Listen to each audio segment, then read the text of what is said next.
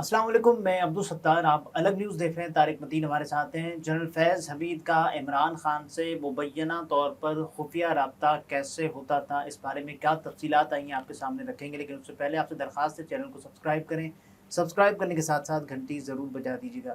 تو فیض حمید صاحب کا عمران خان سے رابطہ ہوا کرتا تھا اور اس کے لیے انہوں نے باقاعدہ انتظامات کیے ہوئے تھے، اور جیل کے سپرنٹینڈنٹ ہے یا ڈیپٹی سپرنٹینڈنٹ ہے خبر میں ڈیپٹی سپرنٹینڈنٹ ہے، تو ان کے حوالے سے یہ خبر آ رہی ہے کہ عمران خان صاحب سے جنرل فیض حمید ایسے رابطہ کرتے تھے کہ ان سے رابطہ کرتے تھے، پھر عمران خان صاحب سے رابطہ ہوتا تھا۔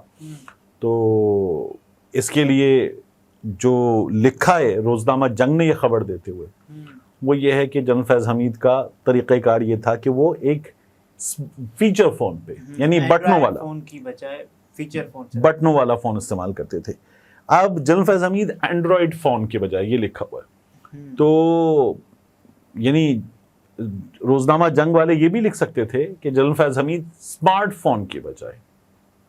اب جب انہوں نے یہ لکھا ہے تو میں یہ سمجھتا ہوں کہ ان کو یہ پتا ہے، یا ان کے پاس یہ خبر بھی ہے جنگ والوں کے پاس، کہ جنرل فیض حمید صاحب کے پاس اینڈرائڈ فون تھا، آئی فون نہیں تھا، کیونکہ ورنہ وہ لکھتے اسمارٹ فون جس میں آئی فون بھی آ جاتا، ونڈوز فون بھی آ جاتا اور ساتھ میں اینڈرائڈ فون بھی آ جاتا، لیکن انہوں نے اسپیسیفکلی اینڈرائڈ فون لکھا ہے جو، یا پھر ان کو یہ لگتا ہے کہ آئی فون وغیرہ سے رابطہ ممکن نہیں ہو پاتا۔ دیکھیے بات یہ ہے کہ جنرل فیض حمید سے یہ فون روزنامہ جنگ کے مطابق برآمد کر لیا گیا ہے اور یہ ان سے ریکوری ہو گئی۔ یہ 12 اگست کو انہوں نے لکھا ہے کہ گرفتار ہوئے اور اس کے بعد ان سے یہ فون برآمد کر لیا گیا۔ اب مجھے ایک اور چیز میں اس میں جو سوال ہے نا، جو میں بار بار اٹھاتا ہوں، وہ یہ کہ کوئی شخص گرفتار ہو، نیب کے پاس ہو، تو نیب میں سورسز ہوتے ہیں، رپورٹرز جاتے ہیں، نیب جاتے ہیں، نیب سے خبر لے آتے ہیں، اینٹی کرپشن کی عدالت، اینٹی کرپشن آفیشلز، رپورٹرز جاتے ہیں، یہ سارے سول ادارے ہیں، ان تک جاتے ہیں اور جا کر خبر لے آتے ہیں۔ اسی طرح سے پولیس کے معاملے میں خبر ہوتی ہے تو آپ جاتے ہیں، جا کے خبر لے آتے ہیں۔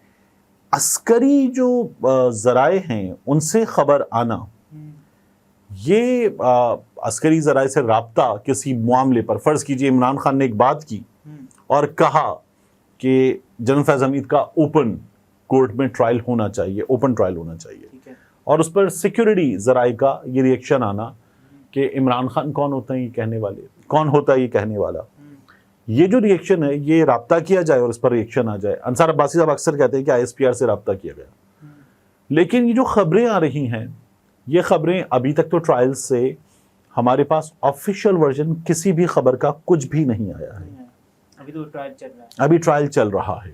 عام طور پہ عدالت میں رپورٹرز جاتے ہیں، وہاں جا کے وہ اس کارروائی کو وٹنس کرتے ہیں، باہر آ کر بتاتے ہیں، وکیل باہر آتے ہیں اور وکیل باہر آ کر بتا دیتے ہیں کہ ہمارے موکل کے ساتھ کیا ہوا ہے، اور اسی طرح سے کچھ دیگر معاملات ہوتے ہیں، ہمیں ان کی خبریں مل جاتی ہیں۔ فوجی ٹرائل مکمل ہونے کے بعد یہ پتہ چلتا ہے، بعد میں آپ کو ایک پریس ریلیز کے ذریعے بتایا جاتا ہے کہ کیا ہوا ہے، کیا ثابت ہوا ہے، کیا سزا ہوئی ہے۔ اس سے پہلے صرف بتایا جاتا ہے کہ شروع ہو۔ اب یہ جو خبریں آ رہی ہیں، یہ میرے لیے بڑی حیران کن ہے، اور ان میں بہت کچھ آ رہا ہے، مطلب ایسا لگتا ہے کچھ کوئی روکنے کا سلسلہ ہے ہی نہیں۔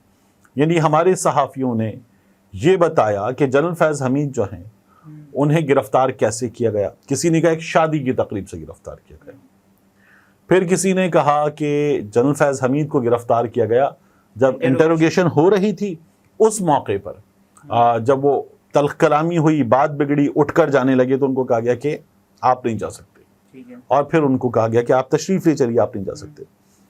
کچھ لوگوں نے یہ بتایا کہ جنرل فیض حمید ایک گاڑی میں تھے، اس گاڑی میں وہ مال روڈ پر تھے، اور مال روڈ پر ان کی گاڑی روکی گئی تو پتہ چلا کہ وہ کچھ اسمارٹ واچز بیچ چکے تھے، اسمارٹ واچز بیچ چکے تھے، کیش لے چکے تھے، اس کیش کو کنورٹ کروا چکے تھے انٹو ڈالرز، اور اس ڈالر کی مدد سے وہ یہ ڈالرز لے کر نکلنا چاہتے تھے بذریعہ سرحد یا سڑک افغانستان۔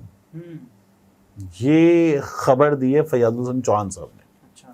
تو میں آپ سے عرض کیا کر رہا تھا کہ جنرل فیض حمید صاحب کے معاملے میں ہمیں ڈھیروں چیزیں پتہ چل رہی ہیں۔ ایک خبر دی خالد محمود صاحب نے ایکسپریس ٹریبیون میں، اس خبر کے مطابق जनरल फैज हमीद के चकवाल वाले घर से एक आईफोन मिला. अभी क्या फोन है? फीचर फोन है, बटनों वाला. एक आईफोन मिला. उस आईफोन से ही पता चला कि जनरल फैज हमीद जो हैं वो राब्ता करते थे बुशरा बीबी से.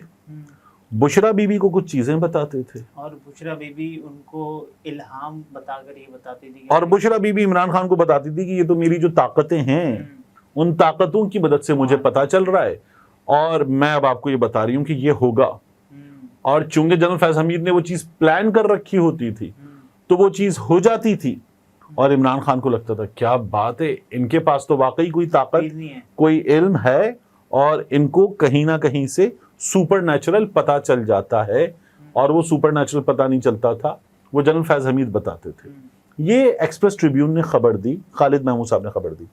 लेकिन इस खबर में जो बुशरा बीबी की बहन है मरियम रियाज भट्टू साहिबा, उनसे मेरा राब्ता, उन्होंने कहा कि उस खबर में फिर ये भी था कि अब बुशरा बीबी बनेंगी गवाह इमरान खान के खिलाफ.